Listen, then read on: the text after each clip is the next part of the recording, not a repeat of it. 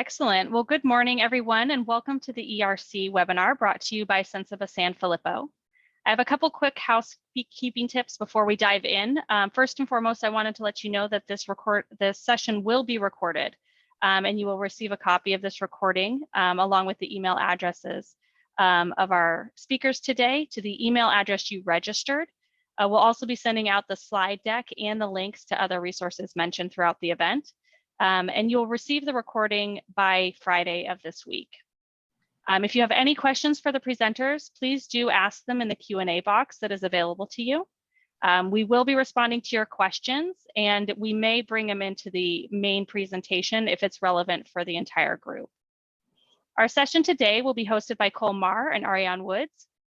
They are both engineers that have focused on the R&D tax as well as other specialty credits and incentives for over 15 years. They work with companies to help them manage the complex landscape of credits and incentives that can help them accelerate their growth. They have assisted with over 100 ERC claims to date and have developed an efficient process to help companies navigate this valuable opportunity. Today is a high-level introduction to the ERC, and we anticipate it will run about 30 minutes. If you have more specific questions about your situation, you are welcome to contact Cole and Ariane after the session. Their information is on the slides right now, but I will also be including their contact information in the email that comes along with the recording and the slide deck. Without further ado, I will hand this over to Cole and Ariane. Thanks, Megan. So we're very happy to have everybody here today talk about the employee retention credit. As Megan mentioned, we're going to try to keep it to 30 minutes. There's more than enough content to talk for an hour and 30 minutes, but we'll just do a general overview. The goal here today is to give you enough information to understand if this is something worth looking into further, or maybe an opportunity that you've overlooked. Not necessarily to be an expert on this or to come away, knowing for sure what your opportunity is or that one exists. So just want to set that frame of reference. There may be, questions as we go. Like I said, the Q&A function, we'll try to answer those or follow up with us afterwards. Love to chat further. So we can just go to the next slide.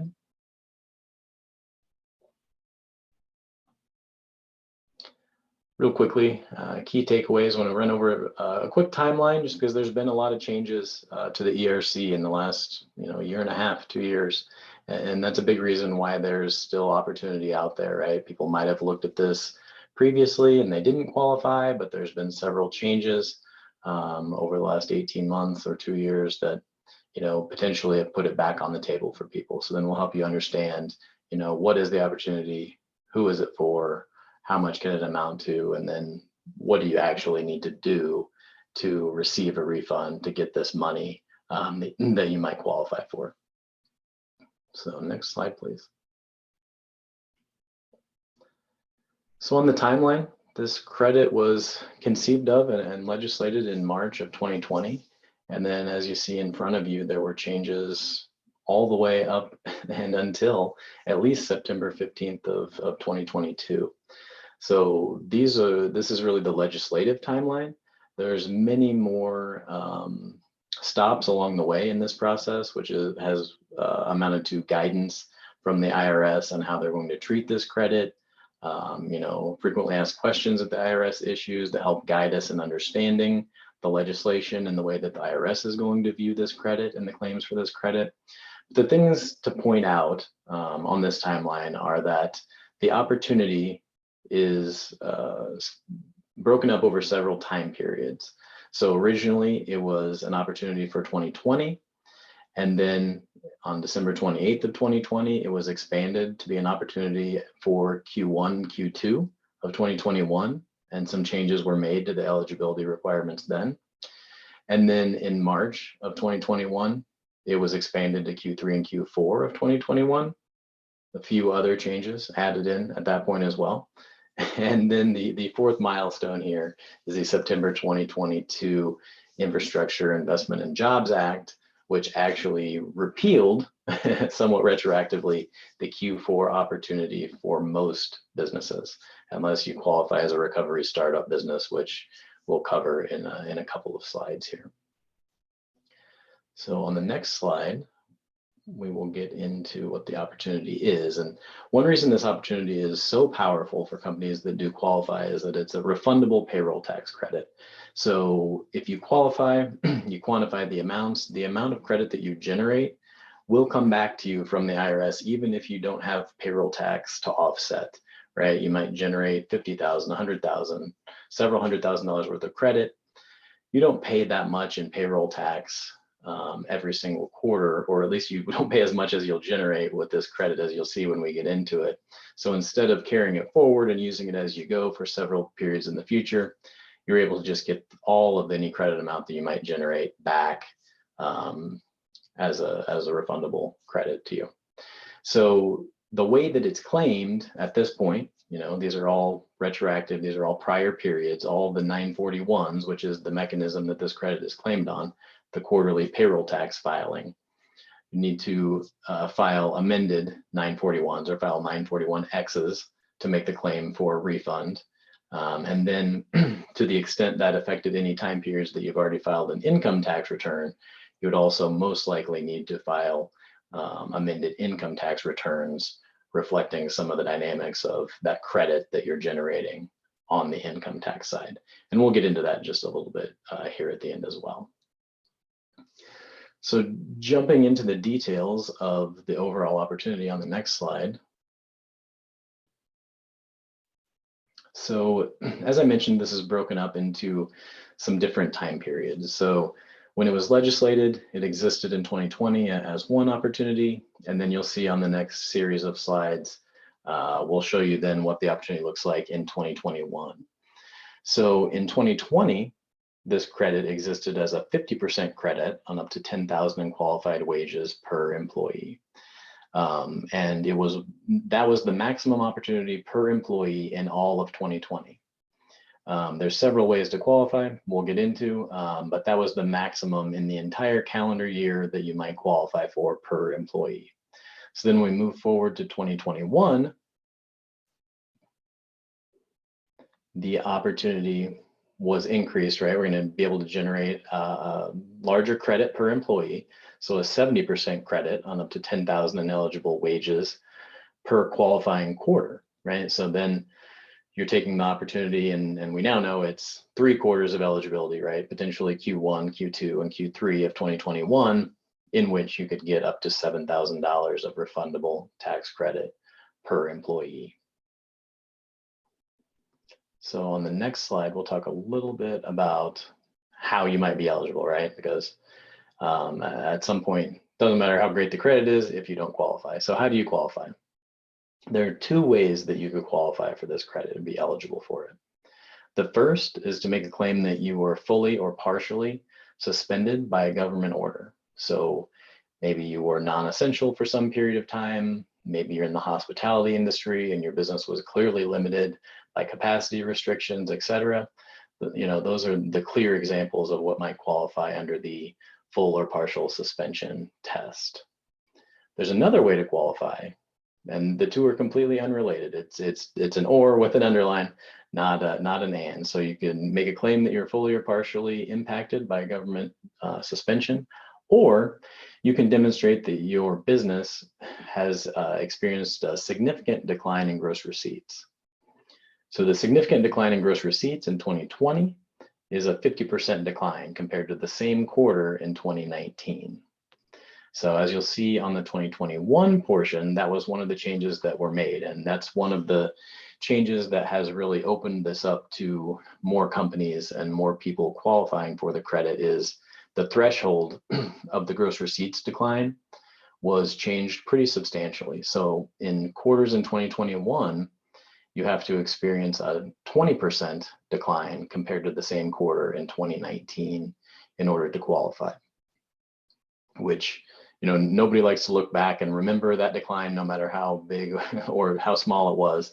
But we're finding many more clients meeting that 20% decline threshold. And it is the preferred way to qualify for this credit, I would say, over the fully or partially suspended qualification, just because the significant decline in gross receipts qualification is a really very black and white test, right? If you meet that threshold, then everyone can be very confident. It's just a task of then quantifying the credit and making sure that that is all done properly. Also in 2021, to qualify for the 20% reduction, they loosened up some of the ways that you can look at it. So if you look at the last bullet there, you can elect to compare the prior quarter to qualify for the current quarter. So in Q1 of 2021, maybe you didn't experience a 20% decline compared to Q1 of 2019. You can look back to Q4 of 2020.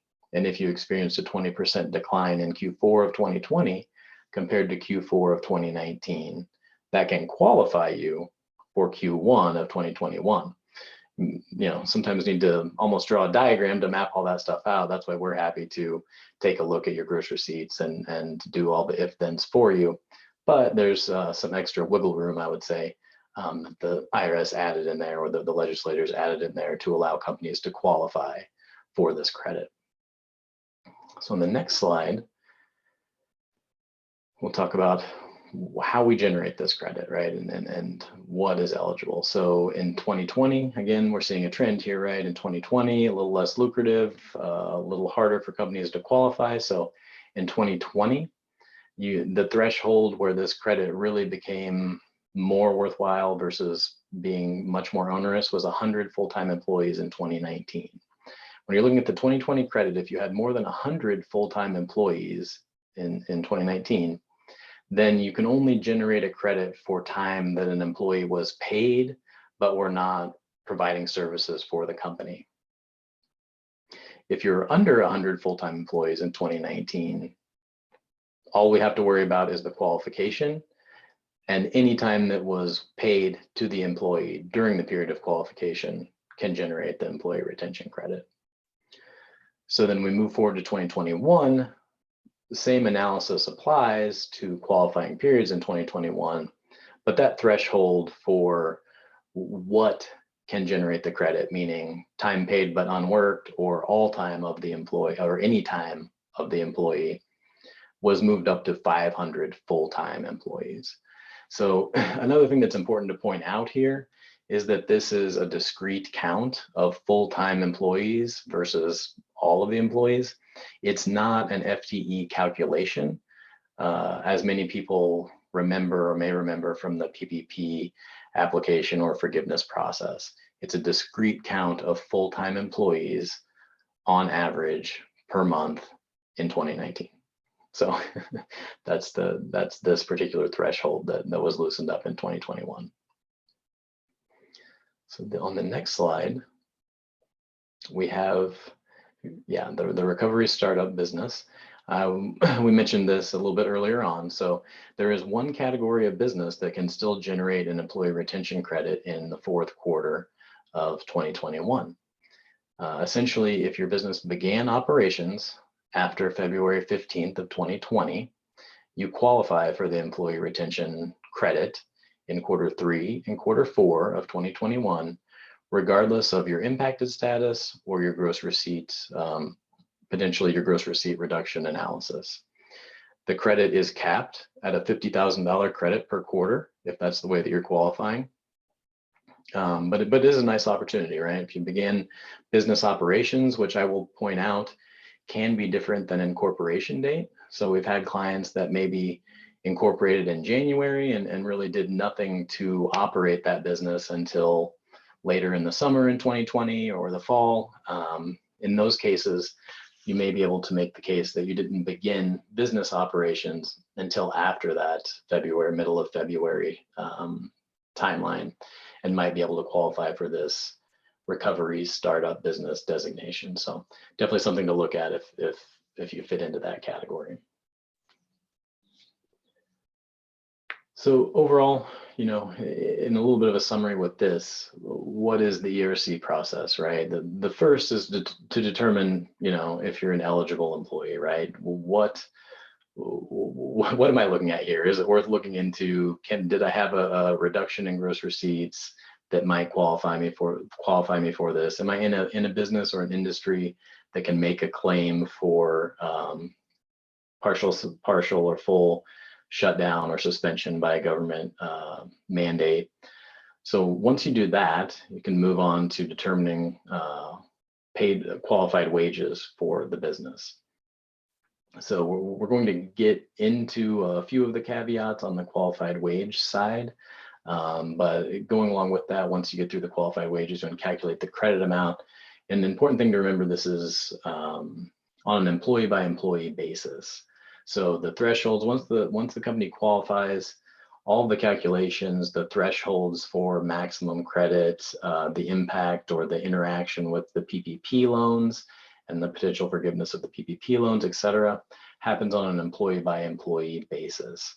You have to go a couple levels down from just understanding what the overall wages for the company were for the quarter and calculating them that way. So then once you calculate the credit, then you make sure that you've been on the right side of any potential caveats, which we'll get into on the next couple of slides.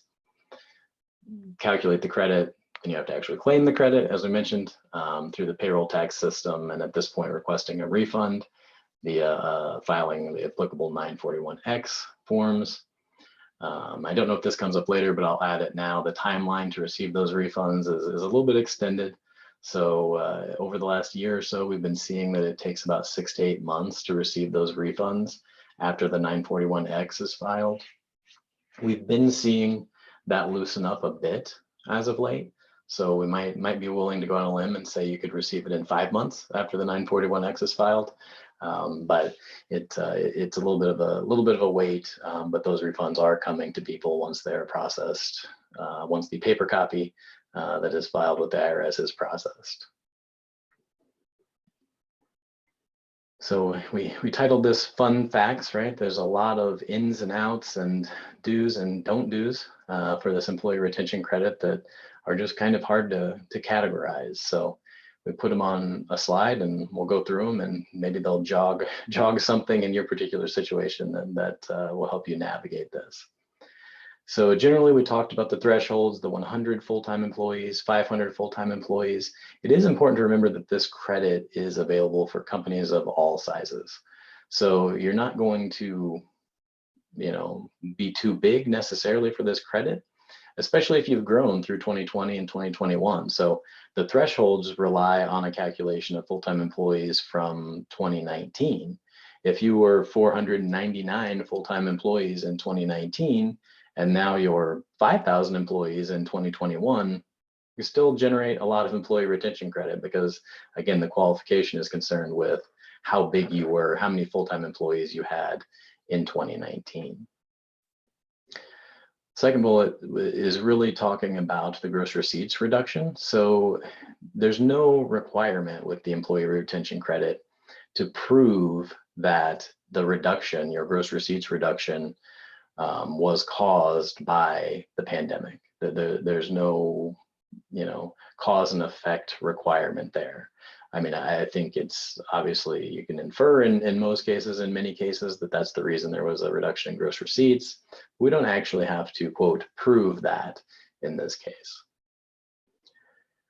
We've had clients that, took the opportunity in 2020 or 2021 to either acquire businesses or dispose of portions of their business. And the IRS has come out with some clarifications about how we deal with that, right? Because we're comparing everything to 2019, and we have clients that say, well, what if I acquired a location, or what if I got rid of a component of my business? So that there's some specific things that need to occur, and they really revolve around, did you start up this new location or this new component of your business, or was it an existing business that wasn't acquired? If it was an existing business that was acquired, or a portion of a business, we would need to attempt to add that into the 2019 base period, by which we're judging the thresholds for qualification. If we started a wholly new portion of the business, there's nothing to add to the base, right? Because we took that pandemic time period as an opportunity to grow our business and expand further, which is something we want to encourage. Relevant to a lot of our hospitality industry clients, right? And especially in 2021, the IRS made clear that tips are considered an eligible wage as long as they're reported on the W-2, right? As long as they're coming across as compensation for the employee, those tips can be includable as an eligible wage expense for the credit. Not as applicable anymore, but still interesting to know. If we generate an employee retention credit in Q1 of 2020, which seems like a million years ago, but in Q1 of 2020, we actually don't have to file an amended 941 for that quarter. It can be included on the Q2 941X that might be filed. So that adds a little bit of simplicity there potentially. If employees were furloughed and you qualify for a period of time, you can still include expenses, whether those be health insurance expenses, or actually if they were furloughed and potentially still being paid some portion of wage, that can be included for the employee retention credit and generated credit. And then the other question, another question we keep getting is, do we need to hurry up on this? Is the money going to run out? Is it, is the program going to be over, et cetera? The short answer is no. This is a tax credit. So when it was legislated, they put in place a 5-year statute of limitations. So as long as, theoretically, as long as you're within that 5-year statute of limitations, the opportunity would exist to you if you can demonstrate that you qualify for it. So no particular rush. The one thing that could present, a timing concern and reason you might want to hurry is we usually recommend, to the extent possible, people would claim this credit before they file, in this case, the 2021 tax return. So if you haven't filed your 2021 tax return, you think you might be eligible for the employee retention credit, I would recommend go ahead and figure out your employee retention credit before you file that tax return. That way you don't have to go back and amend that 2021 tax return to pick up any of the tax impacts of the employee retention credit. So just save a little step on there, but technically speaking, it's not limited, even if you have filed the 2021 tax return. So you did skip, Cole, the PPP note, the third bullet there. And well, I was saving the best for last. We'll touch on that actually, Megan, if you want to slide down to the next one. The second bullet here and that PPP note align. And one of the big things the IRS wants to make sure is that you're not taking either the COVID relief funds or other incentives around wages. They're making sure you are not using the same wages for 2 different or more different programs. So if you're taking PPP money on certain dollars, or if you're looking at section 41, 45, those are things like the research tax credit, the work opportunity tax credit, things like that. Just no double dipping is the short version of that. Yeah. And in 21, in 2020 you can, in 2021 you cannot. They figured that one out and changed it. Yeah. So, and that's one of the biggest obstacles our clients are facing with calculating the employee retention credit. They say, well, I had a PPP loan, a PPP2, it was fully forgiven. We used 100% wages. Maybe I qualify for the credit, but am I really going to generate any benefit? And in most cases, we're finding the answer is yes. Because the guidelines, thresholds, et cetera, of these programs, while do overlap in many places, there's a lot of ways that we can be strategic about allocating the way that you applied for your PPP forgiveness to leave wages on the table potentially for the employee retention credit. So there's a lot of moving parts and a lot of dynamics relative to that. And that's where we're really honestly bringing the biggest value to our clients and the people that we're helping with this. If you come to us or we have the opportunity to talk to you and we figure out that you have a period you qualify, but you didn't have any PPP money, or maybe didn't have any PPP money in that time period, there's a good chance you might be able to do this calculation and get the whole thing taken care of on your own. And that would be a great scenario, right? Because when we're having these conversations, what we're primarily concerned with and want to make happen is that the company, the people that deserve this money, right, from having gone through this experience and retaining their employees, keep as much of the credit as possible. So, our goal, like I said, if we have the opportunity to chat with you, is make sure we give you good advice first. And if there's a way that we can help you that makes sense, we'd obviously love to do it. But we want to make sure that we're getting this information out there and everybody has the opportunity to figure out if and how they can take advantage of this credit. So a couple of limitations though, will mention beyond just the calculation dynamics and that sort of thing is basically how are we including all of the components of this business in terms of this credit relative to the IRS definitions as we should be. So there's a situation where companies that are commonly owned, meaning 50.01% or greater commonly owned, even if they traditionally do not function as a group, are unrelated, the employees don't interact, they don't even necessarily know that there's common ownership of the companies, they must be combined as an aggregated group for purposes of the gross receipts analysis and actually the government impacted status analysis. The good news, bad news is you add everything together, and if the group qualifies, every company qualifies. So maybe one company in the group didn't experience a reduction, but maybe there's a company in the group that experienced a major reduction, and the group of companies, the aggregated group, as we'll call it, still qualifies. Then every company, regardless of whether or not they individually experienced the reduction, will qualify for the employee retention credit.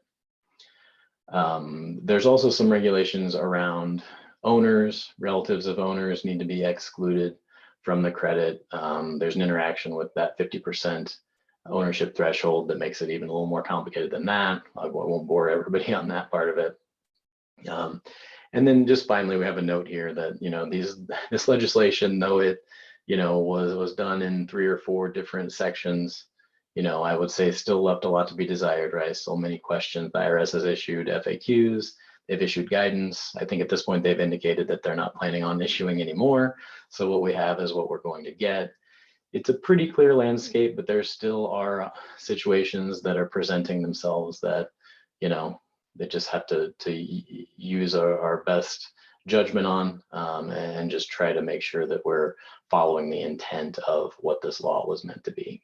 So on the last page here, we've provided a fun summary sheet in one spot that goes through a lot of the information we just talked about.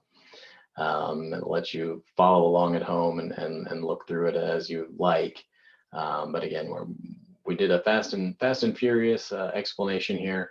There's still a decent amount of content in the details that we might have glossed over, but I think this should give everybody a pretty good idea in a general sense of, should you be looking into this further?